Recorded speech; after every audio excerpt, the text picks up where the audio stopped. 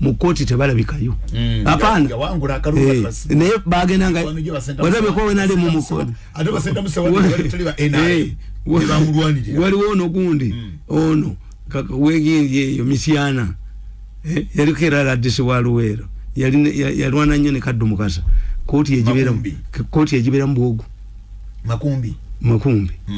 koti yeji enale mwerabika nakatiterabika so kakati nalabye jonga bakwa mbu muhanga ayogera muhanga buli lwayogera bwati tujikere ettaka lya UBC lyabanaga nti yali oyo tayogera anti mwogezi wako kazi yantayogera tayina awunya bamuchuse anti nkugambe they are not mindful of public relations of their image muhangola baki yes yabbe ettaka lya UBC lagambu yatunda mbuzize era yabeerawo nti ate ono kakoza atayina mpapula kubanga kakoza obuyigirize obube kubeeza mu parliament we buyigirize bwa minister ekimu bakimusuuza ntayina buyigirize mbeize ate ye tebamugobera ekyo mbeize bamugamba mbu mulalu naye eddalu limukwata ali mu parliament manya afuuse minister kibuzi dismalisi mu parliament abaleeta ebintu bino nti vetting biki Kayihamba who admired the American system nategeera nti which drives the American system nanta babali bamuganya ababbi bettaka namba ne mu pate yaabwe ate nanta bayakola ekyafaayo yava mu kibiina n'agenda independent president nawe ofalinga opponent wa nanta ba helicopter ride nibabalamu nanta bayabakubisa difference ya 8 baba kibana nabandika akatabo kanka invisible force nembaga nti buli mwage nayo nababasekulirayo ani yabasekulanga yoyani katera that is an invisible force baba buli webajja omutwe bagende makere jo bawambeyo baba baba takani badduka nze politics wawa nobwe muntu nolya buli mugambendi ya Museveni muri mwezi era kakati nonya akatabo kange yawe biragire ekyangwanze mu 29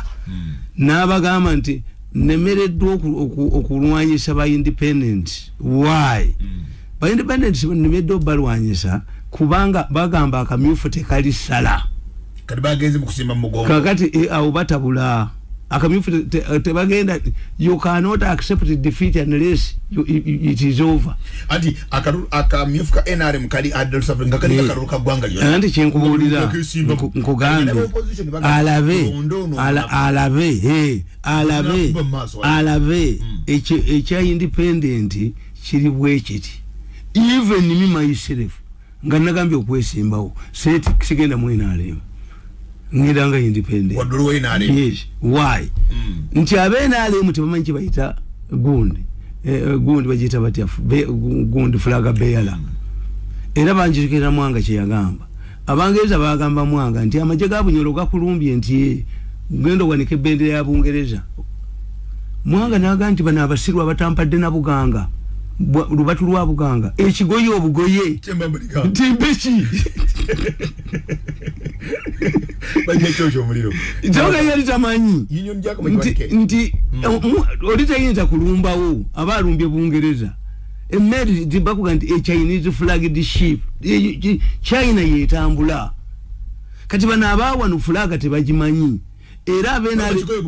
bekita kikoye bugoye era tubera ku mikoro gya government yeje ne bala bakala party yo bala bebigoye ne basamu kitibwa president abasirikale bo bakigenda ne bwa bajijeyo agira ku bendera nga ajijeyo ne malwego baba babiri kasa bendera kwa kutaka mpira wesasi kakati bano abantu babulijjo gundi yabalema okutegeera nti ne bona okolotya first of all boyingira mu NRM ngogenda kwesemba ku NRM oyino kuba ne billion ya cent okwesema mu NRM yes why nti nabana abakulonda mu primaries ababo benyini bagala cent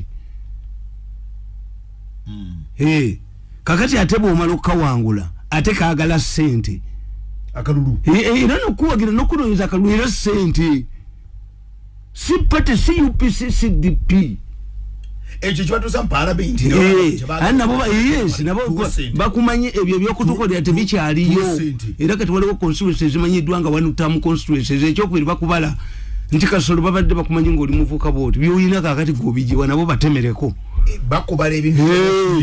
ofuna mmeka kati bintu bya kisuubuzi tamali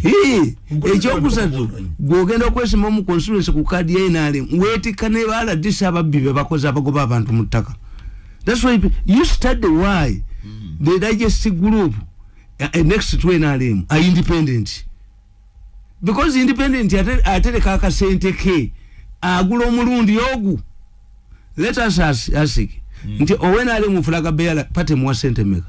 Eina muwa sente meka. Anti muwa meka. Ku bilioni ya sente yetagisa mu kalulu. Ate mu ankole yonna baga nti kibinyo. Eribye mu revenue lyagala soft landing. Bagendo dibuliza ko nga liri mu parliament. Omusajja agenda munonyeza akalulu afuna milioni emu mu mata. Kati chairman wo mulekera sente meka. Kyovula bakalulu ka Moisani Uganda tekasaaga. Mboko ku mboko. Buli mwaba yayiyemu. Enkubuli ababaka ba parliament 10 be bagwa okuva mu abatakomawo. Mortality rate ya 100 MPs. Naye president batawadde milimo 5 gafa. Olwobwavu ebintu byonna bamanirenda baba wasente nyumba bazisinga. Look what the scientific professors batuyamba. Look what the scientific way, what has caused this. Nti what do I gain? Kubanga NRM yajja nekole gundi negamba nti omusista bumulema omusista ne bumulema nti asigala mu convent n'atufumbira emmere. That would encourage immorality mu basista. You fail, you go. Kakati NRM ate bamaloji wangula kasolo independent ate minister. Kati wabwe yalaga wakati ono yagenda okujja unga wakadi yawe. Instead anti independent bakola na yenda gano. Kati ekitegeeza yo pate si ruza gwe individual gwe ruza. So omuntu asala wakiri abiri independent. Okusimba mugongo kuna batasa. Tekubatasa nkugambe nti ye president yagamba alowooza nti okusimba mugongo nze mbagambe ekintu kimu muogere ekigambo eki nti agudde mu kamyufu taddamu kwesimba mu kintu kirala mu kibiina kirala mulaba bamwe n'abatali bamu era ono olunajja naga nti banzibye era ajja kubeerawo confusion. The issue is parliament ey'okukiikirira abantu yaggwawo. Eno parliament ya umusajja abalabubazi nti mpaka parliament afuna milioni 3.5 buli mwezi bwe bagatekerezo obukiiko nazi njagala ombulire business ekola milioni 3.5 buli mwezi amagoba net profit ya sente meka nga sit talking allowance is sitting allowance bring your kabina your battle stand seat and get paid. Why do you think nti buli family yagala mpaka mu parliament? Why? Kadaga in the process of making parliament nearer to the people nobo mwine nobutale bubuliza nachi ebyali wadde the roles of local government ekitegeeza parliament kati ekola buli kintu kyonna esolo gana deal anti kati buli omu akola deal omusubuza inokuba ne mukazi we mu parliament basajja balaba inokuba ne muganda mu parliament Chovola ruwakoja yagala mukazi we mu parliament bali tuko ku auditinga ekotesa nga mukazi we jali na akasenta ya katambuza baba banyu. Study the body politique. Tamali abantu bagenda mu parliament reality zinkubulira n'abantu nabo bategedde pe affront tusasulire wo tusasule eramba buli anti within 5 years you to get political assassinations in India. A quarter of the candidates is assassinated. Kuba badduka kugenda kuona bwavu battinga n'emisango egiri mu buyindi mu kulonda egivamu miyitirivu bajja kwetta bano by election yeddewo. Once you commercialize politics chichasobola kudde mabega tekichasobola. Are we safe? Anti okujjako ng'osomesezza abantu who should go to parliament. Kakati tujja tufuna conflict. Tiye president yaga nti abali obedient mu kibiina mu bandit loba bebaka. Singa tuyita clear terms nti parliament is for eloquent people. Parliament is for people who understand fees ngabiri mugamba GDP njagala mbabule mubabaka ba parliament monsio nabakugamba every member of parliament must contribute to a budgetary speech ate goli ogerera kuki babato mwe GDP wano bajogera babato mwe fiscal policy ache nkubuuza nti gwe oliogera di many people have never made their amazing speeches mujeyo hansa dibo boogera di kumadala are people interested ati kyegamba nti okubikyusa kye tulina okukola nze nabagambe ewaffe nti mwenna abeesimbyewo mukyotera tukuŋŋanira amasomero ga secondary school baleete topic mugyogereremu olabe nolwatema mubayite bana office baliko yakyokubulira nti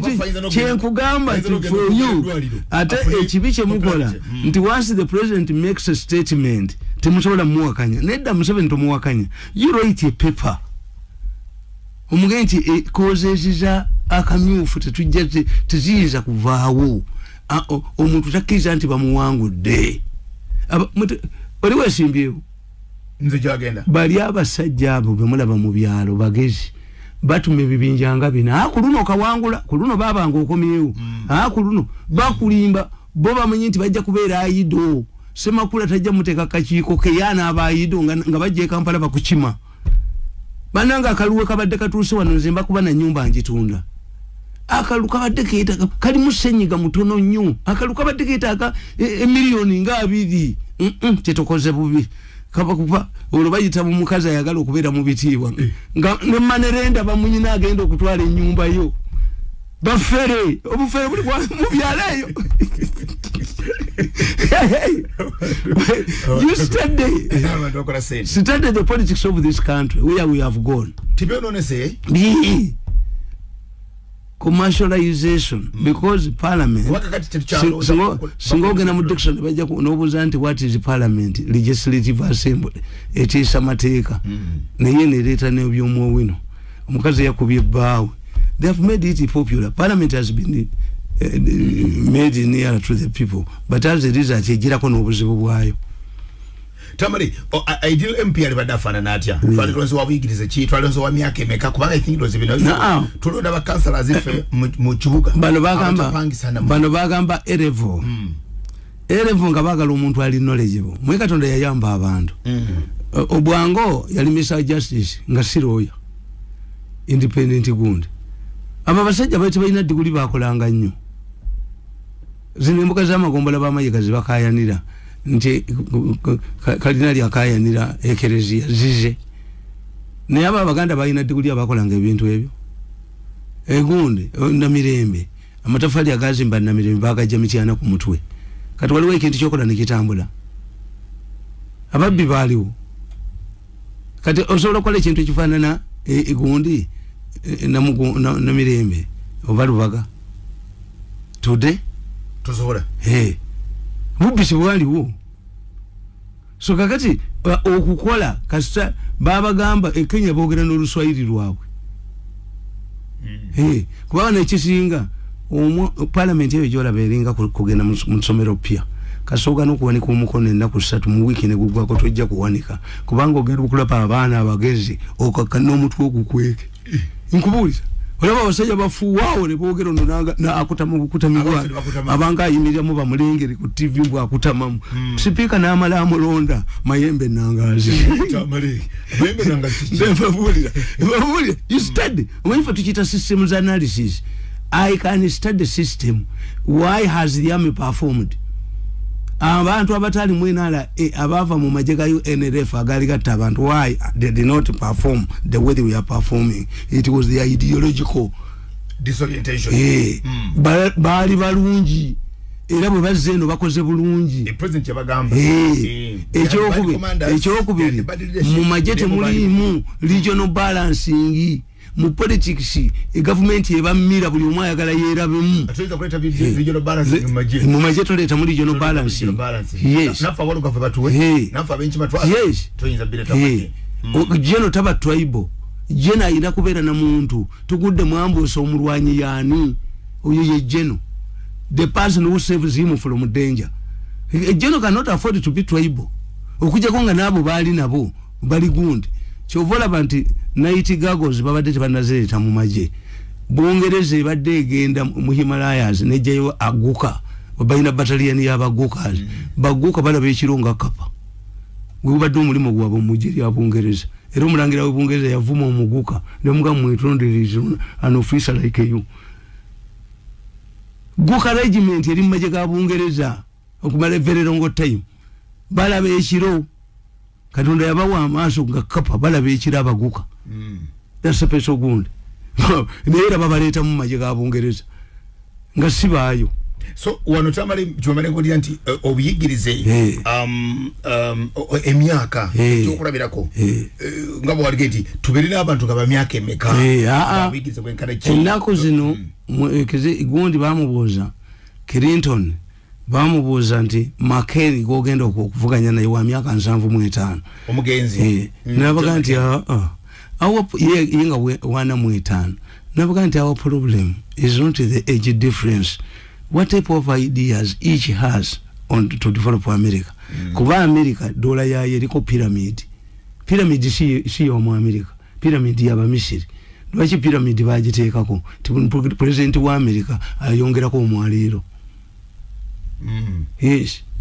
idea si joina America must remain a superpower America must remain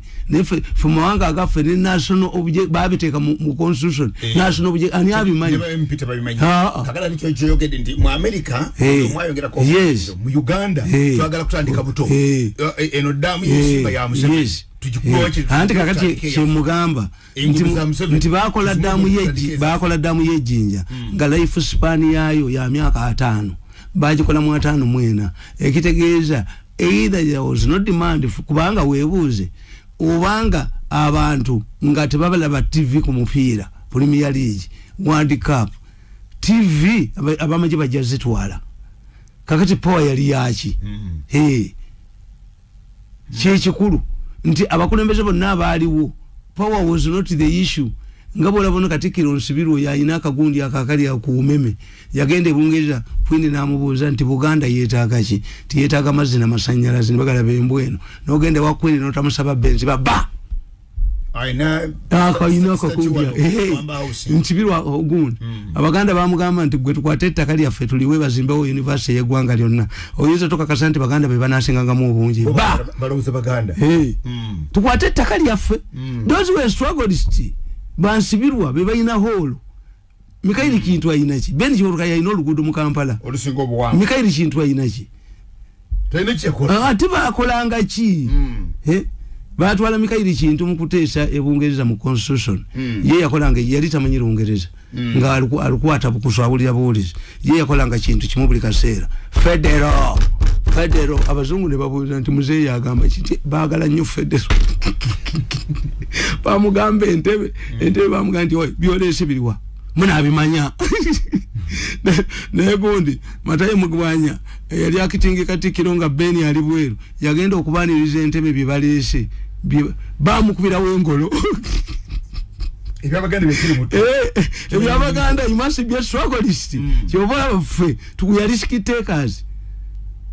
kakati ebode wana ebintu ya mu byonna nti nabagamba nti wano ebyemyaka si byebikulu wabula ideas bazirina abana Uganda anti oyinza kati mu Europe ideas abana Uganda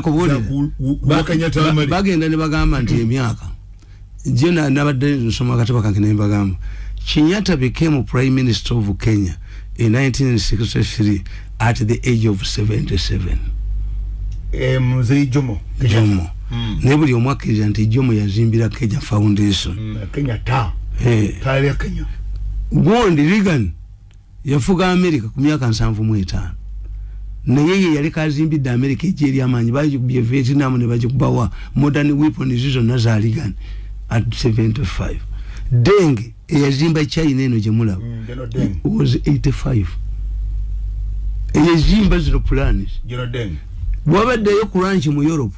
Italy ne gwera woddala bayisani Professor Napoleano wa myaka 9 yaziza we economy naddayo Malaysia bakomezao we myaka 9 yes